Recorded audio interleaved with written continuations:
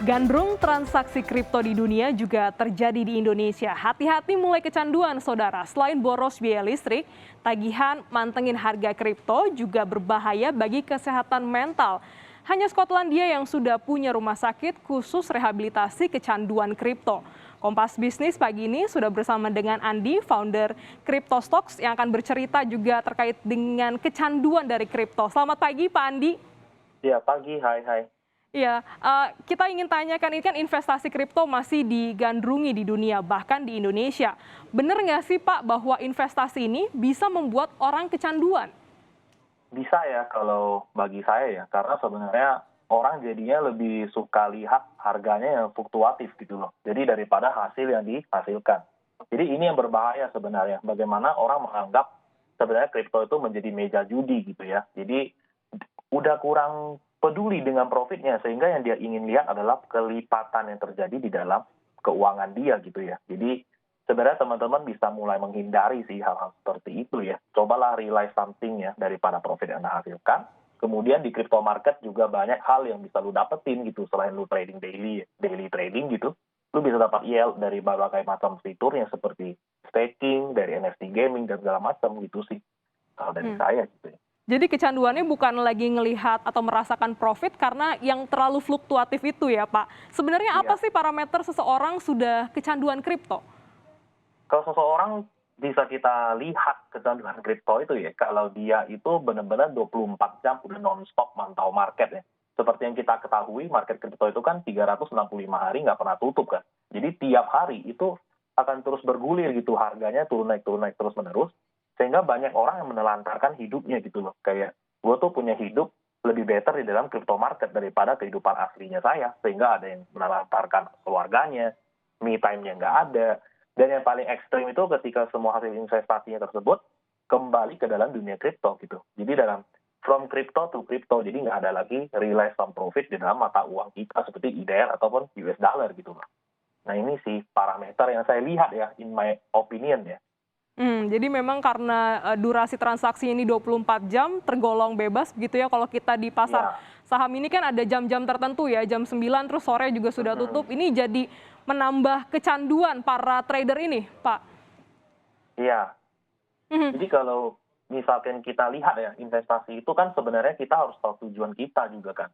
Kalau misalnya kita masuk tanpa tahu apa-apa gitu kan, itu jadinya kayak kita ke kasino gitu loh. Nah ini yang berbahaya dan teman-teman bisa memulai pelajarin ya sebenarnya know-how-nya juga dan tujuan lu masuk ke market itu apa gitu loh. Jadi harus ada plan dulu, baru lu masuk ke dalam financial market ya, apalagi yang financial market dengan teknologi seperti di Bitcoin gitu ya. Nah, Mmm, ini yang diperhatikan sih. Pak, ada nggak sih tanda-tanda atau kapan harus waspada bahwa investasi di kripto ini mulai nggak sehat untuk diri seseorang? Sebenarnya seberapa bahaya sih, Pak? Ini bisa sampai ke mental issue ya. Jadi kemarin saya coba cari tahu gitu ya bagaimana para ahli mental health ini melihat gitu fenomena yang terjadi kepada para crypto trader gitu ya, yang bahkan kita sebut sebagai alpha degen gitu, degenerate traders gitu ya. Degenerate traders tuh kayak orang yang taruh duit, ya sikat aja gitu loh. Jadi nggak ada lagi parameter atau trading plan yang jelas maupun mindset investasi yang benar gitu. Nah makanya para alpha degen ini dijadiin penelitian. Akhirnya mereka udah harus tahu sebenarnya ya bagaimana mereka kena scam, dia juga nggak peduli, kena rug pull, kayak istilah di kripto juga dia nggak peduli gitu ya, losing money dia nggak peduli, sampai pada akhirnya orang-orang karena udah losing money ya kan, bahkan ada yang nggak ada rumah segala macam, nggak ada motor mobil, dia beralih ke pinjol gitu. Nah akhirnya dari gali lubang tutup lubang, dia merasakan keasikan di dalam crypto market. Oh nanti saya juga beli ini bisa kali 10 besoknya gitu. Dia tidak mengerti bahwa risikonya juga bisa hilang sama sekali. Makanya itulah kita harus belajar di tempat yang seharusnya sih. Jadi teman-teman mungkin bisa mulai cari grup-grup ya yang bisa mulai membatasi Anda atau memberikan Anda knowledge yang proper untuk belajar gitu. Seperti di grup-grup Telegram kayak CryptoWatch ataupun CryptStock sih. Itu sih saran dari saya gitu deh. Mhm.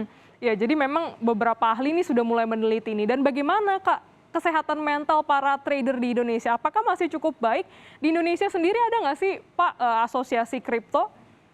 Nah, kalau di Indonesia, saya melakukan sedikit observasi kecil-kecilan gitu ya. Karena saya suka membaca di grup-grup yang berbau dengan kripto seperti di Facebook, WhatsApp group ataupun Telegram group. Itu udah cukup banyak yang mungkin kena mental gitu ya, karena belinya di pucuk, harganya turun dan nggak balik-balik gitu. Jadi banyak yang berusaha saling memotivasi gitu satu sama lain, tetapi yang sebenarnya itu bukan hal yang tepat dilakukan sebenarnya, karena Anda sudah salah membeli instrumen atau membeli token yang benar-benar sesat gitu ya. Nah ini yang berbahaya dan kemudian makanya ada yang namanya grup-grup yang proper untuk teman-teman belajar gitu. Ya seperti yang saya tadi bilang ya, di Cryptstock ataupun di CryptoWatch gitu. Nah makanya asosiasi itu tentu ada gitu ya, tapi asosiasi tidak bisa bagaimana membantu banyak juga, karena kan informasi ini atau pembelajaran ini kita bisa berikan, tetapi kembali kepada diri masing-masing. Karena saya lihat bagaimana kita memberikan pembelajaran yang proper, banyakkan teman-teman trader atau orang yang baru masuk di dunia finance and crypto, itu merasa advice-nya kita tidak berguna gitu. Karena toh yang saya beli kemarin juga kali 100, buat apa saya dengerin lu gitu, yang seperti konservatif mindset begitu ya.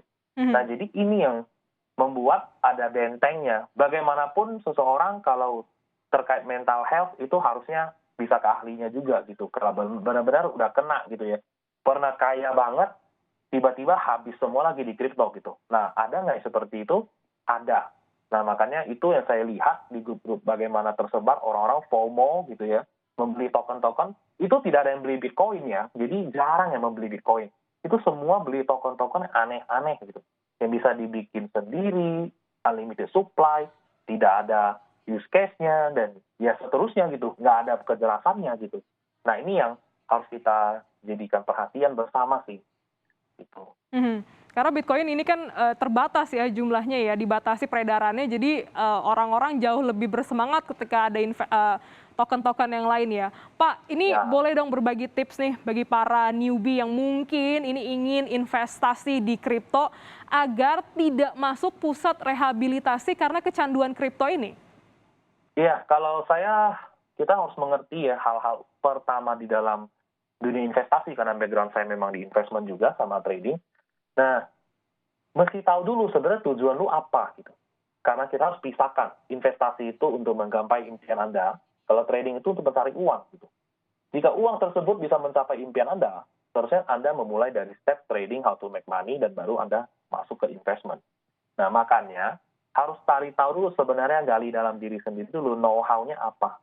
Kebanyakan sekarang yang terjadi adalah ketika harga fluktuatif turun naik, seperti yang para ahli di luar ngomong ya, seperti yang di Skotlandia itu, yang di Castile Trade itu, para ahli bilang sebenarnya kalau di interview lebih dalam pada pemain kripto ini, mereka lebih suka melihat naik grafik yang ekstrim sekali turun naiknya gitu loh. Bahkan sudah bukan tentang dream atau make money gitu, itu ekstrim sekali ya. Jadi inilah yang berbahaya, dan memang tipsnya teman-teman harus banyak membaca. Karena di dalam investment, senjata utama adalah membaca.